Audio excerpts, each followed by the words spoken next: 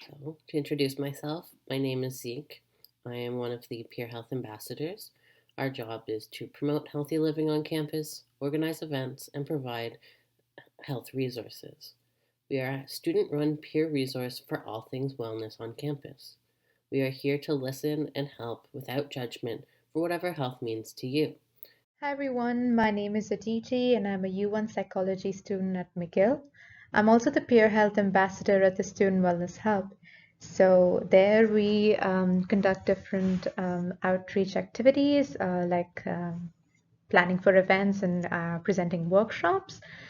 We also have different activities relating to health promotion on campus. So, the purpose of this workshop is to develop an understanding of how to effectively manage stress. We are to describe the key constructs relating to stress and emotions. We'll also implement some stress management strategies and discover some additional resources for help. So, what is stress? Stress is both a biological response to external stimuli, but it can also be a possible ally that you can work with. So, how do we work with stress? Here we have a curve showing our performance in relation to our stress level. Here, we can maximize our performance using stress as an ally at a certain level. We'll call this optimal performance. But if our stress levels are too high, we might end up feeling anxious or experiencing burnout. Therefore, it's really important for us to be able to manage our stress so that we do not end up with this high level of stress in the red zone. When can stress become unhealthy? So, we just talked about optimum stress, and there are things that can tip the balance of stress from good to bad stress. So, what are the things that contribute to this? Not getting enough sleep. So, there are a lot of priorities in our lives, and oftentimes it happens that sleep is not one of the top of them. So, especially as university students, we have our social needs, our academic needs, our responsibilities that we have to fulfill. But sleep is something that we owe to ourselves, and we really have to take care of it. Eating unhealthy food. So, eating healthy food is automatically a way of maintaining a healthy life and then healthy stress. Habitually eating unhealthy food can lead to can lead to tipping the balance towards the bad stress. We need to avoid eating these feel good sugary foods, for example, or fast foods that can give us an instant energy boost, an instant mood boost, but we have to avoid them in the longer run. Consuming too much caffeine. So we really need to regulate our caffeine and stimulant intake and see what works for ourselves. So finding out what works for you. There are different strategies that work for different people. In the following slides, we will talk about some recommended strategies to deal with unhealthy stress, but no expert can guarantee one remedy for every individual experience. So the ultimate goal is to identify and even discover what works best for you. Our next strategy involves learning how to stop when we are feeling stressed. Each letter of stop stands for a different step. So, S, stop. Interrupt whatever it is you are doing that is causing you stress. T, take a step back. Either physically or mentally remove yourself from the situation if you can. O, observe what is going on, both inside and around yourself. Notice your thoughts and how you are feeling. P, proceed mindfully, knowing you can always do this again.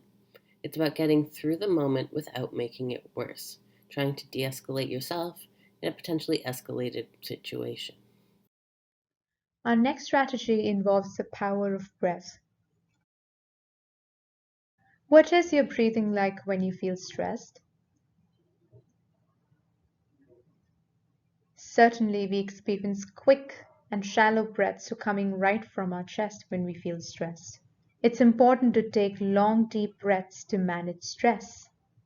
This sounds like an easy strategy, but many of us actually have difficulty knowing how to use our breath to manage our stress effectively.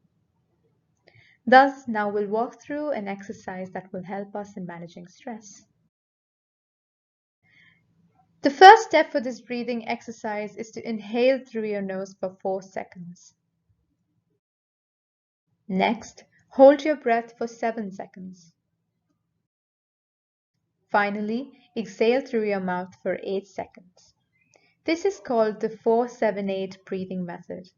There are many breathing exercises and methods on the internet that can claim to calm and declutter the mind.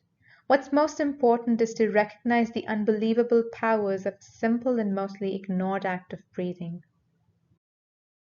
But remember, your stomach should be inflating and deflating like a balloon while doing this exercise. Now let's practice this strategy together. We're going to practice this by following this animation to help us with the timing of each step. Inhale, pause,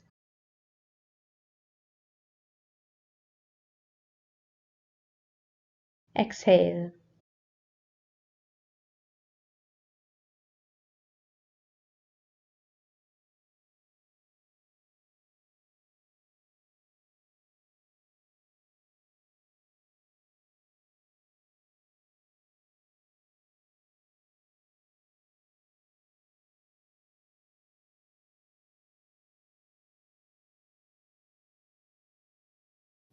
Our next strategy involves interrupting our negative thoughts.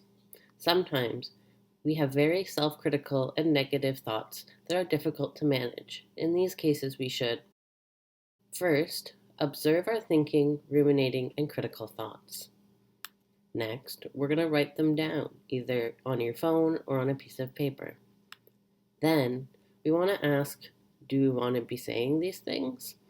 Would I say this to a friend in a similar situation? The answer is usually no.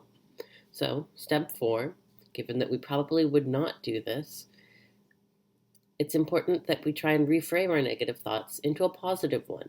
But this can be tricky. So, the important thing to focus on is challenging those thoughts that you're having and really questioning, are these true? And then finally, you can either ask someone for a hug or give yourself a hug for being more kind to yourself. It's a great accomplishment. Our fourth strategy involves understanding and labeling emotions. There are different ways we can think about emotions. We can think of them as primary emotions and secondary emotions. So, primary emotions are our initial reactions to the events or triggers in our environment. This leads to secondary emotions. Secondary emotions are the reaction to our primary emotions or thoughts. So these are essentially our thoughts about our previous thoughts. Secondary emotions can be seen when we are overthinking, or when we are replaying the scenarios in our head, or when we're planning alternate responses, thinking like, hey, I could have done this, or I could have done that. Why did I do this? Or thoughts like that. And these can also involve triggering other memories. So for some people, understanding and labeling their secondary emotions can work as lessening their self-inflicted stress.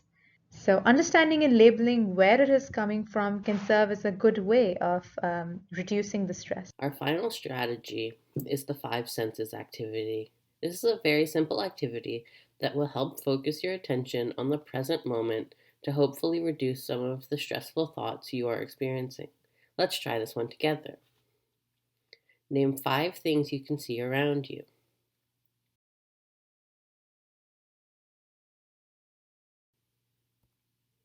Name 4 things you can feel.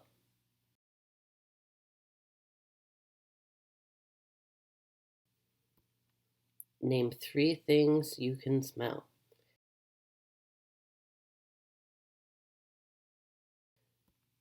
Name two things you can hear.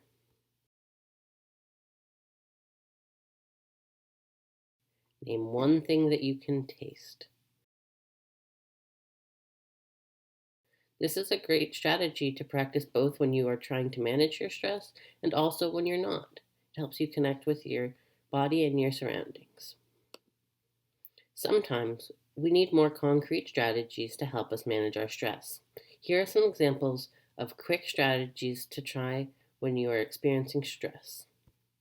Change your location or the room that you are in, for example. If you are studying in your room, step outside or change rooms. Cold water. Run your hands under cold water or take a shower. Sometimes changing the way our body feels help us change the way our mind feels. Snuggle with your pet, soft toy, or blanket. Call a friend. Go grocery shopping. Do something that gets your mind on something else. Healthy distractions can be a powerful tool. When to seek help. Some stress can be manageable, but it is important to know when to seek additional or professional help. When stress is interfering with your life, you feel unsafe, or are dealing with a traumatic experience, you may need to look beyond these strategies and get some additional professional help.